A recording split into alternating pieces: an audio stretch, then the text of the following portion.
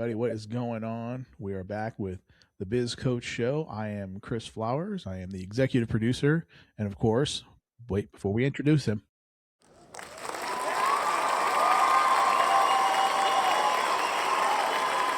that's better.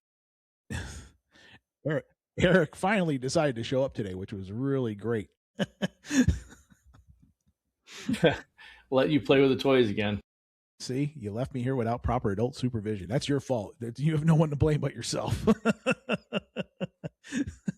I'm glad you actually showed up. Actually, I was about to, send out a search party for you. I thought I was gonna have to call QRF and shit, and like we were gonna. Yeah, dealing with a few things at home. So that never happens ever. Come on, ever, not ever, ever. But that's we can go into that's a whole other show. Right? Exactly. Yeah, I don't do that kind of coaching. Yeah, I don't do that kind of coaching, and we're not going to air all that on air because then we'll be divorced after. yeah, that too. I like being married. I want to keep it down. Hell, I got about 25 years in. I better not screw it up now. That's right. That's right. All right. So we ready to get going today? I've been ready, bro. I don't know about you, man, but I've been here. All right. Because we're going to talk about your favorite topic. Yeah. All right. Today we're going to talk about why most businesses don't scale. So what do you think it is, Chris? What's the reason? What we've got here is failure to communicate. That's a pretty good start. I think part of it is that you're not communicating the vision clearly. A good start, absolutely. The primary reason is the owner becomes the bottleneck in a number of different ways.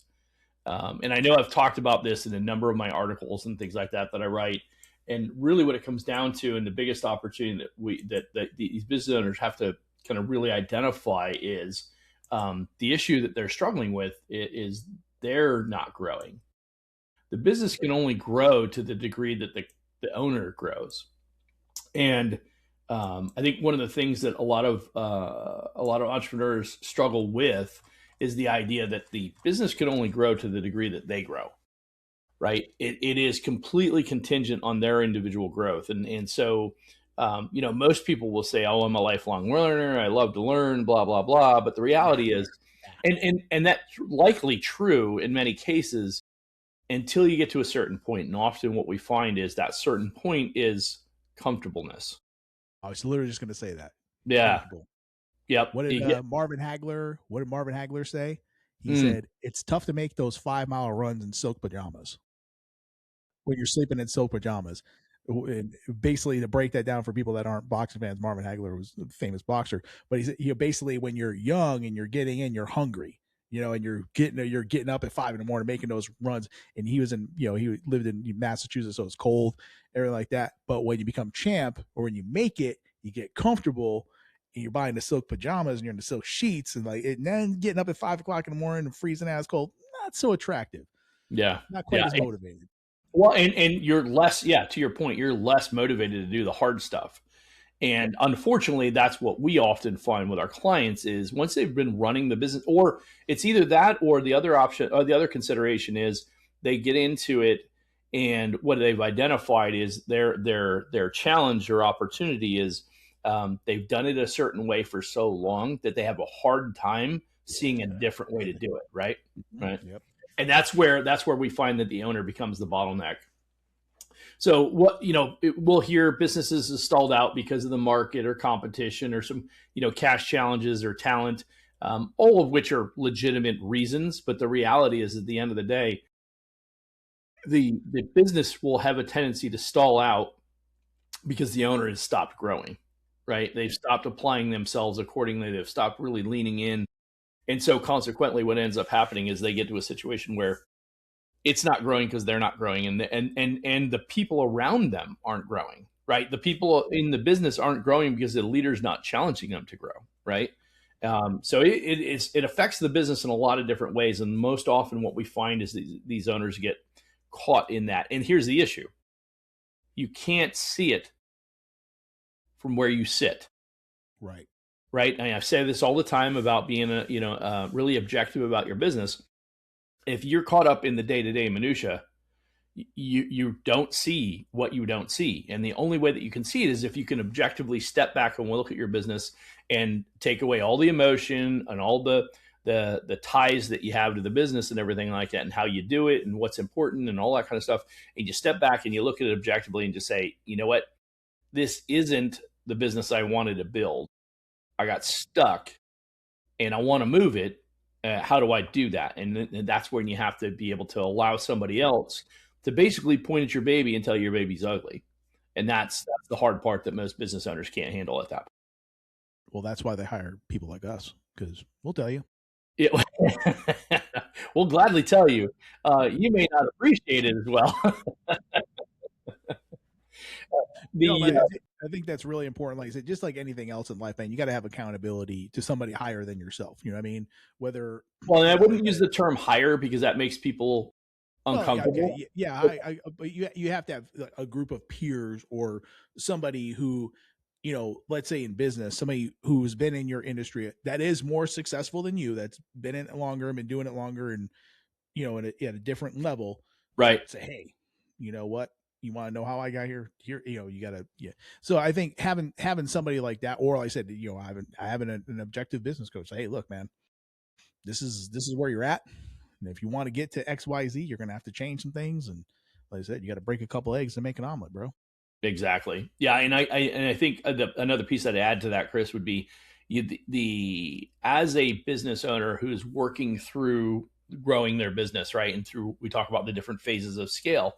You get from phase 1 to phase 2. You get into phase 3 and 4, where you get into the growth and phase scale 1, or scale phase 1, phase scale 1.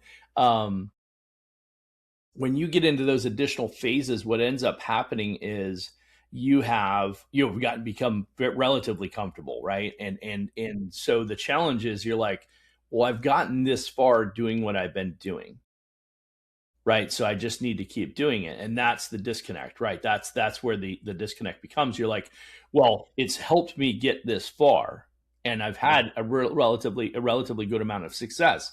Some people stop out earlier, and it really has more to do in your growth potential, and where you get stalled out has more to do with your competencies, where you're at with the core competencies, and which ones are stalling you out. Because if it's sales and marketing, you're going to struggle in the early days, in the early growth phases. If it's finances, it's probably going to be the mid phases, when you start making poor calculated financial decisions. Or if your data is not right, it's going to happen as you mature the business, right? So it's actually going to happen in the $500,000 to $1 million or maybe $1 million plus range, because now that's when that data becomes really, really important, right? And leadership and working through people, that's going to happen in that $500,000 to a couple of million range. How well you're actually able to recruit top quality talent, right? That's gonna stall. So my point, all of that, is to say that the business stalls out based on where your limitations are in your skill set. And if you don't invest in, well, first of all, if you don't objectively, to your point, get somebody to give you an assessment and say, okay, this is where you're stuck, these are the things you need to work on, and then be willing to invest the time and energy into getting better at those areas, then the challenge you're going to run into, no matter what you do, is that's going to be the thing that keeps you growing, keeps you from growing where you are to where you want to go next. We talk about there's 3 ways you can help fix a competency issue, right, within the business. So if you're not a finance guy, well, a CFO is going to be a solution. It could be an accountant, could be a controller. But ultimately, you need somebody in-house who understands your business really well, and acts as a fractional CFO, maybe a controller. But you really need somebody who strategically is helping you make financial decisions with the appropriate data, right? And so the CFO's role is to identify what's that data so that you can make those types of decisions. It's still your decision as the owner, but you want somebody to help weigh in and say, okay, here's some potential unintended consequences. That was my favorite phrase that I learned with my last company. At Express Locations, we talked about, here's a decision we believe we need to make. Here's a decision we're going to make. Here's the circumstances surrounding that decision. what are the unintended consequences that we're not seeing by making this decision, right? And that's not easy to do. It's certainly not easy to do for a single individual. Hell, it's hard to do when you have a team of people, right? So at the end of the day, the truth of the matter is the only way that you're going to get out of the funk when you're stuck is being able to step back and objectively take feedback from somebody outside of your organization, generally speaking. If it is internal within the organization, it needs to be a team of people because they have, and that means you have to let enough people in to give you that feedback and that insight, right? And they have to have enough understanding of all the nuances of the business. Otherwise, it's not going to be valuable. It's going to be, for instance, if you don't tell me your financial situation as a business coach, you don't tell me your financial situation, I can give you some high level guidance, but it's not going to be productive if it's not based on what your resources are, right? Because if I don't know that if you're struggling with cash flow issues, I'm going to make suggestions that would require you to make an investment that you don't have the money to make, right? And so if I knew that, then I'd give you different recommendations based on that, right? Exactly. Anyway, so that's a big thing, and when we talk about the owner is the bottleneck, it's not about it's all the owner's fault. It's the owner needs to identify where the business is stuck, and often it's because the owner's not willing to step back and take objective criticism of their business, right? Or they say they do, and then they get offended by it, or they get defensive of it, and then that's when things don't change, right? Things don't get better. Yeah, like I said, even just something simple as automating some of the processes, man.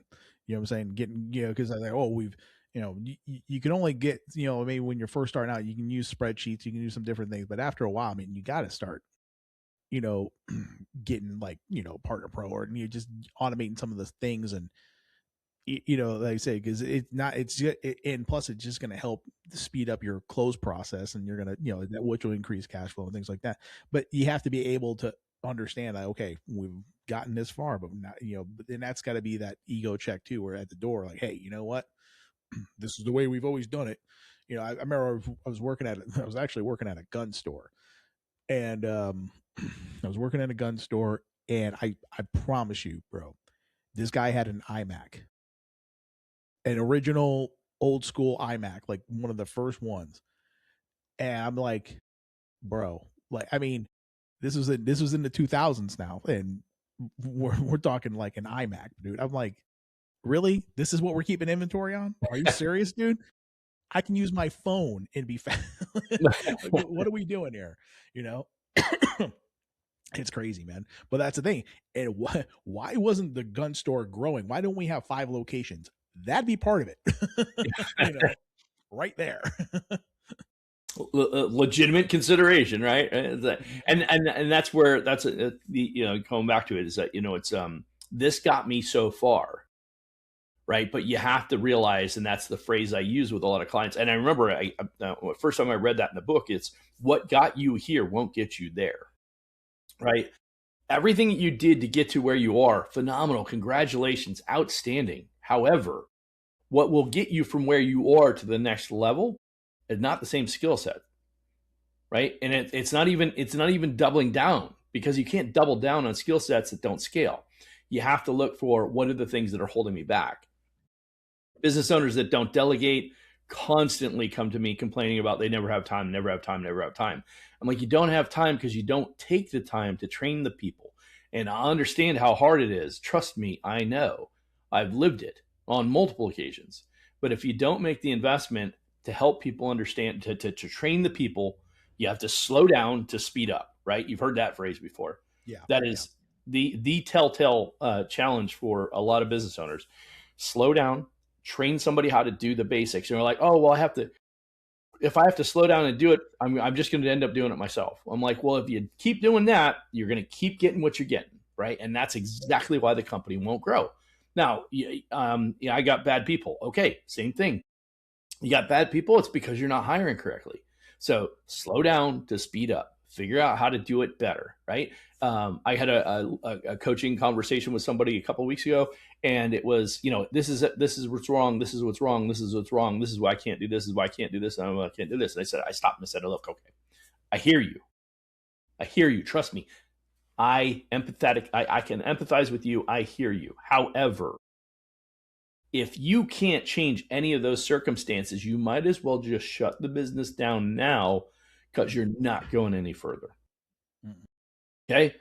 You're doing $300,000 a year, but you're not making a livable wage because you're putting your money back into the business to pay the people to run the business, and it's not scaling. It's not scaling because you're not delegating through your people and you're not getting work done through the people. So it's not going any further until it changes. And if you can't change, it won't change. And that's the thing that, I hear clients say all the time, well, I can't do this and I can't do that. And I'm like, I hear a lot of can'ts. Like, hey, I'm the first to admit, it's like, I have to check myself, right? And be like, okay, yes, I can do that. What would it take to do that? Right. And you've heard my phrase before on this channel before, Chris, is that, Chris, I realize that what I'm asking you to do it's impossible, right? Nobody could possibly do it, right? It's not possible. But if it was, what would that look like? What would be the first thing we'd need to do if it was possible? Right? Changes your whole mindset. Yep. Yeah. And then unfortunately, I say unfortunately, all it takes is to get somebody to hear that, and to hear that reframe, right, and the structure, the sentence framing, and be like, okay, yeah, well, if I just keep saying no, or I can't, I'm self-defeated. I'm defeated before I even try. So we can sit here and I can try and coach you, but at the end of the day, if that's your mind frame, your mindset, then there's nothing I can do, right? We have to reframe your mindset and get you thinking you can do this, or you might be able to do this. And if you could, it would look a little bit like this. And at least then we can start chipping away at that. Otherwise, it's this just big monster thing that you can't impact. Yeah.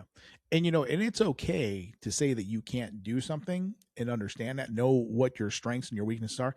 And, 9 times out of 10, sales is going to be probably one of those stronger things. I know it is, obviously it is for me.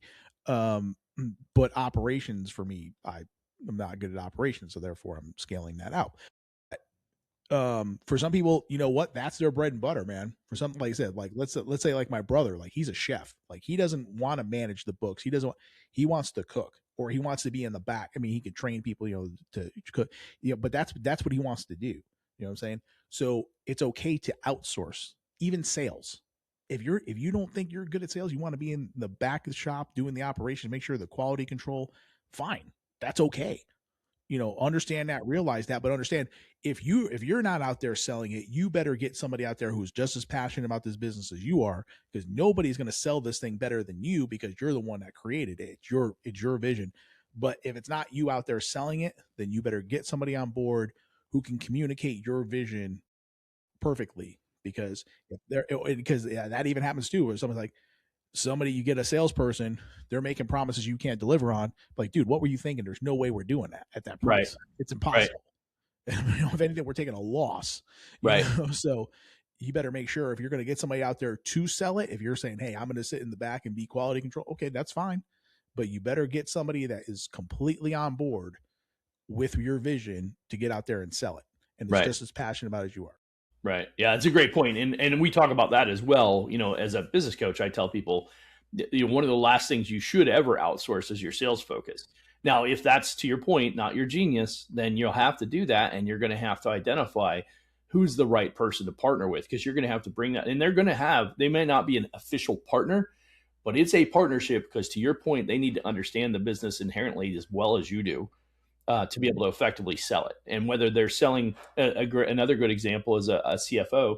A CFO has to truly understand your business to be able to effectively give you guidance on what financial tools you may implement, or solutions that you may incorporate, or whatever, how you should invest the money, right, when the money comes in. All of those things are going to be important. So they have to understand what your business looks like. Oh, they're not going to be able to effectively guide you, right, in the guidance that they should be. So a couple of things that I think are relevant for us to kind of touch on as we talk about this. You mentioned the I can't, right? It's okay to say that you can't. What you don't want to get in the habit of doing is saying it can't be done. right? Right. Because as soon as you start saying it can't be done, you now have a self-limiting factor, right? You in your head, you've already put a limit on the business. And that's another big challenge for business owners.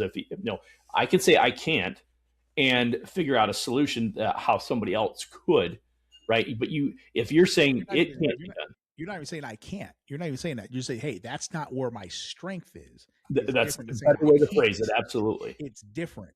Yep. But and that's, to your point, that's the first thing you really need to do is identify, okay, it's not that it can't be done. It's that I'm not having success doing it.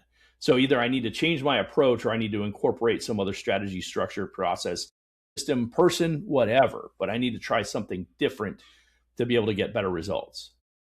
And here's the other thing. Again, as I said to that particular client, this can't change. You might as well just close up shop right now. Because the truth of the matter is, and here's the other part of this, if there are other people doing what you do and remotely close to the way that you do it, then it can be done. You just haven't figured out how to do it yet, right? So, that's why, when I work with clients, I'm like, look, your competitors are out there, they're getting it done, right? Especially if you're in the startup phase and you're still figuring it out and you're getting stuck on certain things. And I hear you, you're frustrated, Chris, I get it, but there's somebody else out there with a podcast that's got 1 million subscribers and they're doing this and they're doing that and they got all these other things. It can be done. We just need to figure out how we can get you from where you are to where you want to go. Right. Correct. Yep. And that's the conversation that needs to happen. And, sometimes you get so caught up in that moment of I'm stuck, and it can be extremely frustrating. I like I said, coached 131 clients now in 6.5 years. Yeah, I hear it. I hear it more often than I care to admit. But the truth of the matter is that if that was the case, I wouldn't have a job. It wasn't possible. True. That is so true. And you wouldn't have new businesses starting. 10,000 people a day, 9,500 people a day set up new LLCs or new business submit to the reporting bureaus for new business licensing every day. 9,500 a day. Wow. So yeah, it's pretty amazing when you think about it. That's how many new. Now, some of those are existing companies that are setting up second LLCs and things like that, right? But generally speaking, 9,500 a day of new business formations take place per day, right? And there's 34.5 million businesses in the United States. But if there's another 9,500 being set up today, competition's right around the corner, right? So anyway, couple of key things. Founder skill is the ceiling. We just really kind of hammered on that. But hustle doesn't scale, right? You can hustle all you want. There's a point.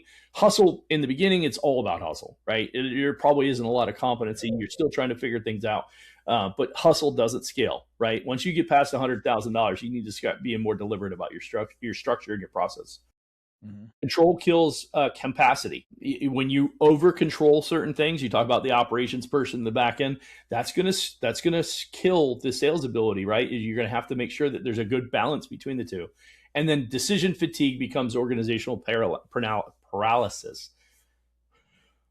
Nothing is more frustrating to me, having been the employee at an organization where this was an issue, is when leadership can't make a decision. Can't tell you how many times I've seen that, both as an employee and now as a coach. People get stuck. They're like, well, what should I do? And I'm like, I'm a coach. I'm coaching you. I'm not telling. This isn't my business. This is your baby to run. You got to make the decision. Pay me a lot more money to run your damn company than what you're paying me now. Yeah, that's the truth for sure. Yeah, if you knew that I made $750,000 a year at one point, it's like, okay, yeah, that's the kind of money you're going to pay me to run your business, right? Depending on the size of the business, or take a nice percentage of the ownership, or I'm taking a stake in the ownership. Exactly. Yep, taking an equity. But at the end of the day, the owner has got to make their own decisions, and being stuck, not making a decision, is a decision. Quite honestly, when you don't make a decision, that is a decision not to act. And that's actually the worst decision you could possibly make. You're better to make the wrong decision and then realize you made a mistake and then correct it, than it is to sit there and not do anything, because now you had no control of it. Now it was decided for you. And I tell owners all the time, you cannot sit here and not make a decision. You've got to make a decision. That's why I won't work with partnerships where they're 50-50 and one person can't supersede the other. They don't like that, right? Oh, no, we're partners. And I'm like, I get it, but somebody's got to be in charge and can make the final decision. Doesn't mean from a percentage stake, just somebody has to be anointed as the person. And if they screw up and they don't do it well, then you take that responsibility away from them and you reassign it to somebody else. But the truth of the matter is, if somebody's not making a decision, nobody's making decisions. It's funny. We saw this in the wireless industry. There was a period of time. Actually, we saw this in what was the Foot Locker came out with this phenomenal idea. They had an operations manager and a sales manager, and they co-ran stores. Like no one superseded the other one. You want to know what happened? It probably failed. The model failed. Guess why? Division. Nobody was making a decision, huh? Division. Operations people got the people in the store that believed in operations, and they followed the operations person. The salespeople followed the sales leader in the organization, and they had division. And so now we're not unified. We're not focused on one vision. We're not going in one direction. We're going in two separate directions. Always going to be failure. It's not that my relationship at the bank, like you talking to underwriters all day. Yeah, it's exactly. Well, it's too much risk. That's why we charge interest. We price it according to the risk. Therefore, but we are in the business of lending, are we not? Right. Well, that depends on the business charter. So I have the bank charter anyway.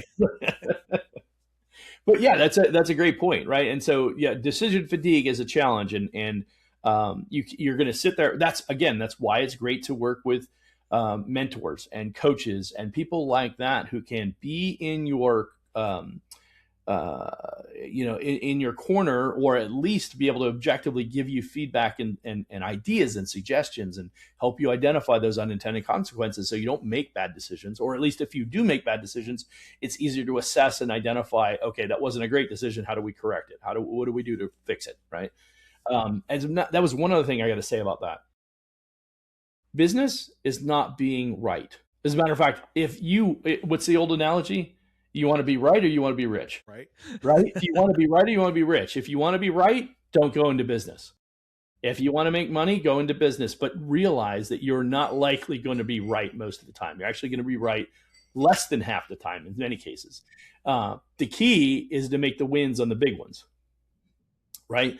And know and identify when you've made a mistake to adjust it, right? Just because and you'll make better decisions over time. The more decisions you make, the better you get at making decisions. The more discerning you are, the more time you take to do your due diligence, the more you can see the playing field better. I was like a quarterback throwing a pass, right? Yeah, I throw a pass across the middle, gets picked off because I didn't see the linebacker dropping back into coverage, right? Well, if I'm as the quarterback, if I see that, I'm like, oh, wait a minute, before I throw that slant pattern again, I was like, let me make sure that linebacker is not sitting back there in the middle waiting for me, right? It's you learn from those mistakes. You do the same thing in business, right? You identify opportunities and then don't make that mistake again. And like I said, you have to remember, you're going to throw picks. Okay, yes. That's going to happen. But that you have to have amnesia. You got to get rid of that. Okay, that was the last play. That's another great point. We're not going to do that again. Okay. Yep. And you have to be not afraid to fail. I say, hey, if you're you're failing 70% of the time in baseball, you're in the Hall of Fame. Yeah. I mean, think about that. You know what I'm saying? So yep. if you're winning 33% of the time, you're winning. Okay. It's in business, but if you don't make the decision, like you said, if you have analysis paralysis, or if you're afraid, like, oh, I got to do this perfect, or it's like, no, you don't have to do it perfect. Yep. You know what I'm saying? But you have to do it. You can, I said, it was kind of funny. My pastor was talking about this the other day. It's like, we're not striving for perfection because there was only one perfect person that ever walked the earth, and we're not him. But we strive for excellence, not perfection, excellence. And if you're striving for excellence, you're going to understand, hey, stuff's going to get messed up. We're okay, but we're going to move on. That's right. And all we're going to do is learn from that and adjust accordingly. Yep. All right. So the second big thing is, so the first one is the owners, identified that they're struggling with making decisions and moving forward. The next one is bottleneck test, right? So does everything have to go through the owner? If everything goes through the owner before something happens, it ain't happening. That's the other issue, right? So, and I ask people all the time, I'm like, okay, so if you weren't here for 30 days, what would happen? Oh, the business would shut down. I'm like, well, then you got a problem because you don't have a business. You don't have a business. You have a job, my friend. Right? You can't even take paid vacation. It's like, because if you do, shit doesn't happen, right? It's like, and it's funny because they're proud of that until they realize that they're not proud of it. And when they realize that they're frustrated, that they can't ever take a break, they're like, oh, well, this sucks. Mm-hmm. Yeah, exactly. And this is why, I say these things. It's why I get on this podcast and talk about these things, because people in the beginning, you don't think about it until you get to that point where you're like, well, I got into business so I could actually have the time to go home and see my kids and spend time with my family and, do these other things. I didn't get into business to work 100-hour work weeks. Guess what? You created that monster. Now you have to unspin that monster. Now you have to figure out how to pull out of that, right? And there's things that you can do to do that, and you're going to have to get good at those things. And they don't happen overnight. And they don't happen because you hired somebody. And they don't happen because you got more money. They don't happen because you got more sales. All of those things will they don't happen because you did it perfect and you didn't make mistakes. Exactly. So, another thing is how many decisions require your direct approval, right? So there was a great example. It was the guy that wrote the 4-Hour Work Week, Tim, I'm forgetting his name. I know that book. Yeah. Yeah, I can't remember his name. It was Tim something or other, wrote the 4-Hour Work Week. But in that book, he talked about what he did is he had challenges with solutions, because the whole business model was built on the idea that Tim Ferriss. Thank you, Tim Ferriss. The whole business model was based on the idea that as you're building the business, you're going to run into bottlenecks, right? Decisions, right? And so what he did is he outsourced his production. He outsourced of the fitness products, is that was he was making, and then he outsourced the customer service, right? So he actually had a white label customer service company that would answer on his behalf, and so he literally all he did was determine how much he's going to produce, manage the numbers, the KPIs and things like that, and then managed whatever he needed to manage. He paid the customer service company to follow up after the production. So the production company would produce it, the distribution company would distribute it, and then the customer service company would follow up with any concerns. And one of the things he found is he was constantly getting these requests for refunds and just other things like that. And it was all, he was like, I'm spending all this time going through all these, and he's like, I'm just going to empower every customer service representative, even though it was a third party company, to make a decision up to $50. And he goes, because my product was under $50. It was for $39.99. So they were empowered to make a decision up to $50. So now all of a sudden they could do all of that. It reduced the amount of needs for him to respond and act on anything. It reduced it by some ridiculous amount. Like if he was getting 50 a day before that, he was down to 5 a day. Mm-hmm. It was that I can't remember the exact, and it was dynamic. Yeah. But the whole point is that once he identified that the average problem was up to this dollar amount, well, I'm okay with you making a $50 decision, Chris. You go ahead and make the decision. I don't need to know. I'll just read it in my data, in my stats, in my KPIs. And if it's too much and I feel like they're abusing it, well, then I'll adjust that. Right? Anyway, I've lived this on all sides of this, from the employee perspective, from the owner perspective, from the executive director who's managing the data. It's like at the end of the day, once you understand how to manage through the numbers and the KPIs, you understand these things a lot more. The last thing I was going to mention as it relates to the owner being the bottleneck, if you're still the single point of failure. So we talked about, realize that you're not going to make mistakes. If the opportunity for the business to fail, rephrase that, not the business, if the opportunity for a circumstance is there for an employee to make a mistake, not fail, but just make a mistake and not have a great breakthrough or whatever.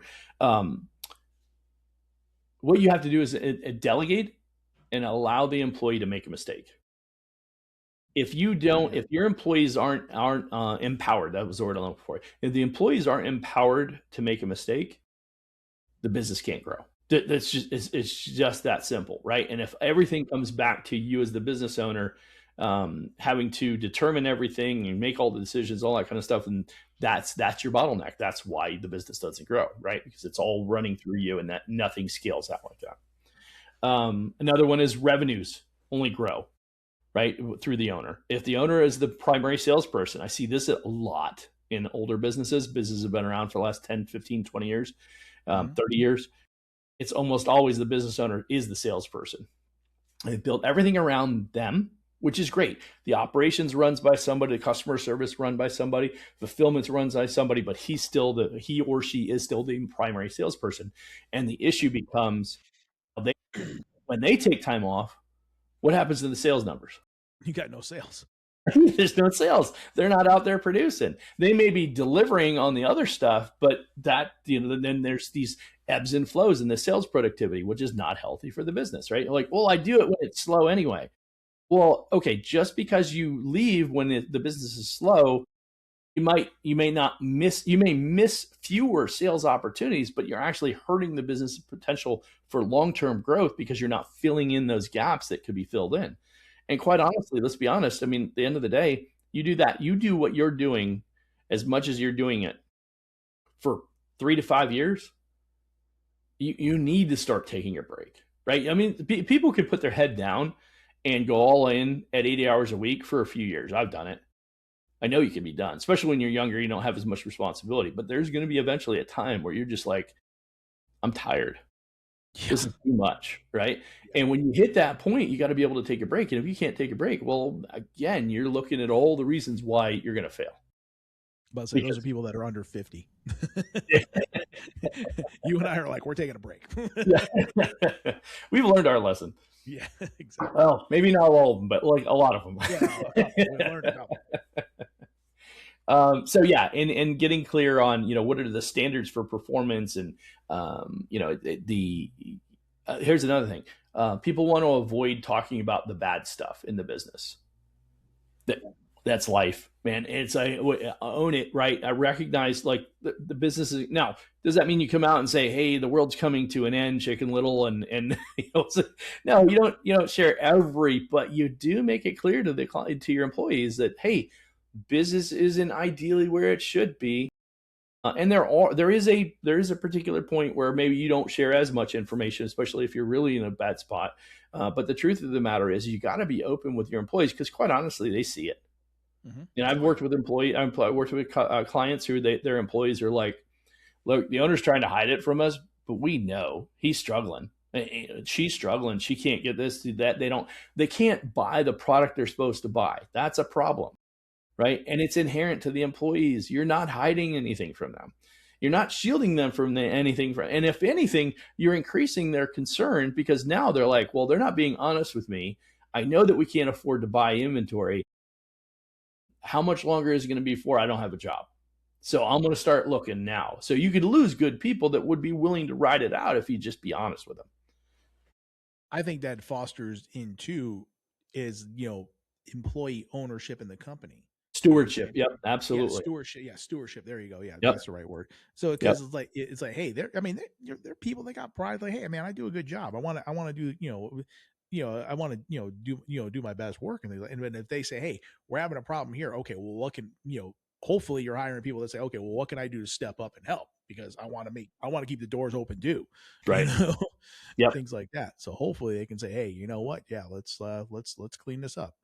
Absolutely. And that's a big factor. I think that's a big piece of that. As you mentioned, if you hired well and you have good people who care about you and care about the business, which most of them do, 80-90% of them really do care and want to do the right thing.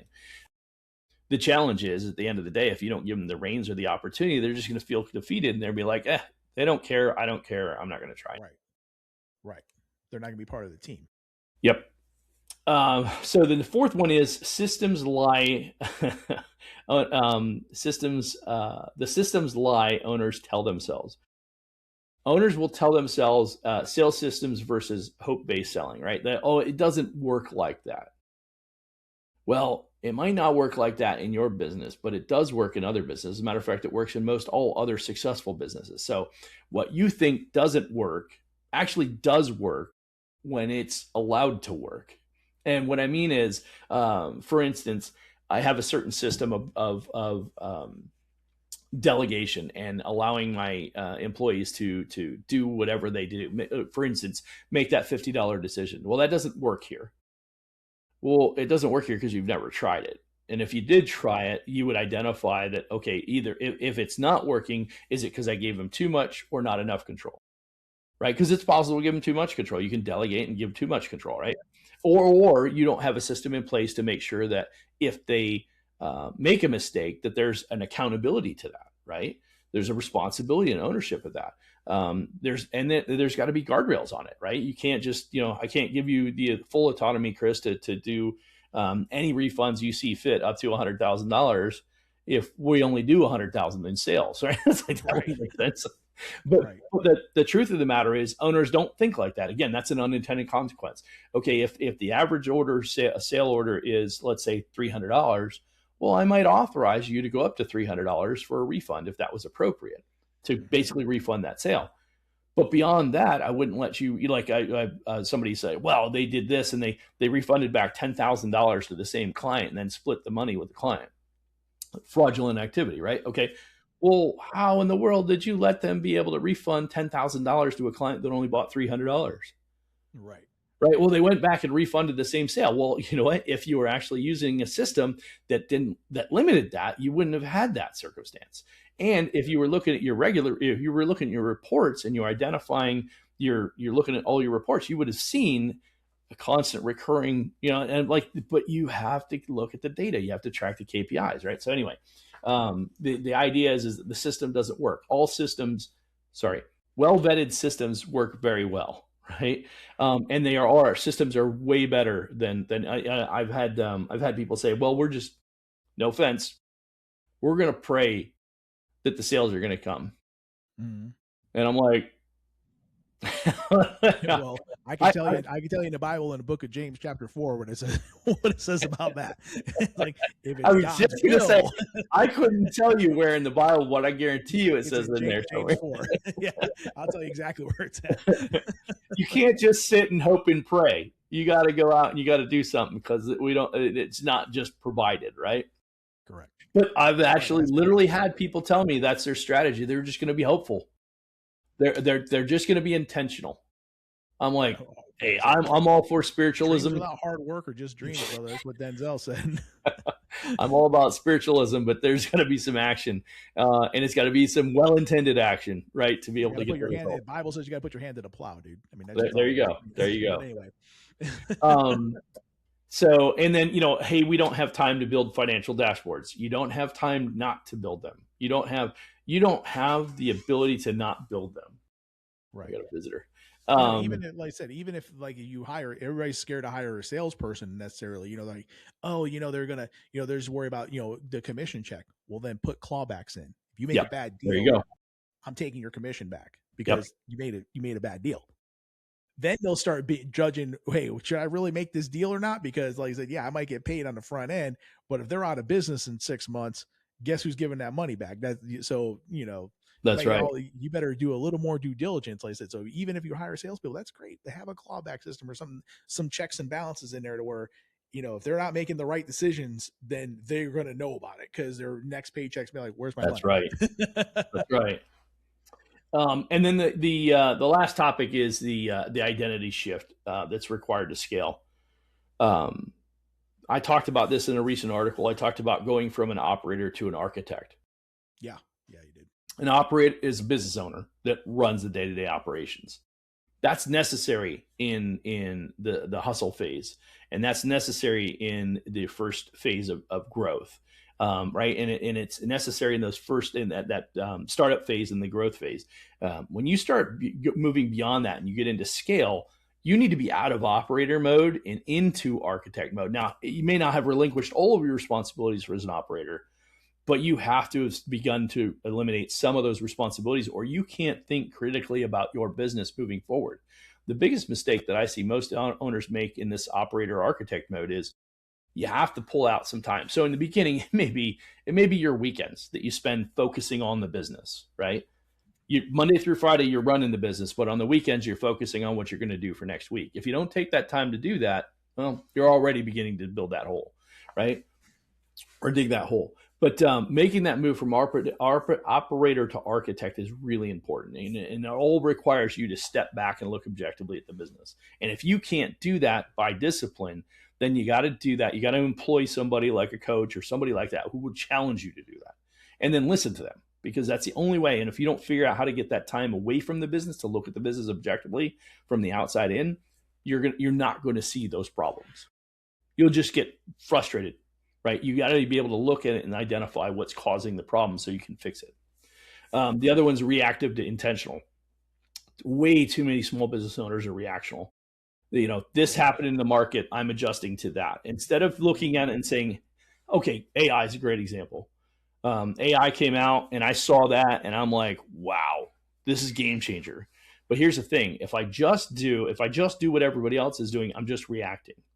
But if I look at it and say, okay, I'm not going to do anything for 6 months and I'm going to own AI. I'm going to dig in and understand every aspect about AI and how I think it's going to impact business. And then I'm going to talk to a bunch of other people that are doing the same thing and see what they think. And then from all of that insight, I'll start determining a game plan that 6 months from now, I'm going to deploy this new strategy that incorporates AI into my business.